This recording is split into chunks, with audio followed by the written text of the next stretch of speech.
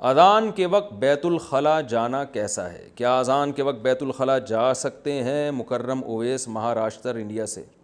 آپ خود سوچ لیں، اگر آپ نہیں جائیں گے تو کیا ہوگا۔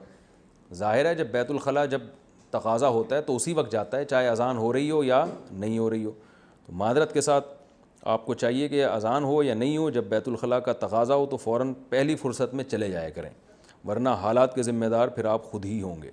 نذر و نیاز میں کیا جانور قربان کر سکتے ہیں؟ کیا بقرعید کی قربانی کے علاوہ نذر و نیاز کے لیے جانور ذبح کر سکتے ہیں؟ بنت آدم کشمیر۔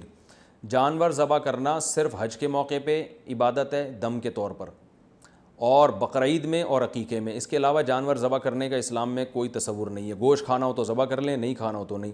تو نذر و نیاز سے مراد جو صدقات و خیرات ہیں تو وہ اگر ہیں تو وہ پیسے صدقہ کریں یا راشن ڈالیں کسی غریب کے گھر میں، جانور کو ذبح نہ کریں، کیونکہ لوگ اس کو سنت سمجھتے ہیں۔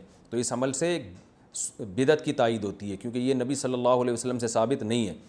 تو اصل صدقے کا مقصد ہے لوگوں کے ساتھ تعاون، تو ویسے صدقات و خیرات کریں آپ۔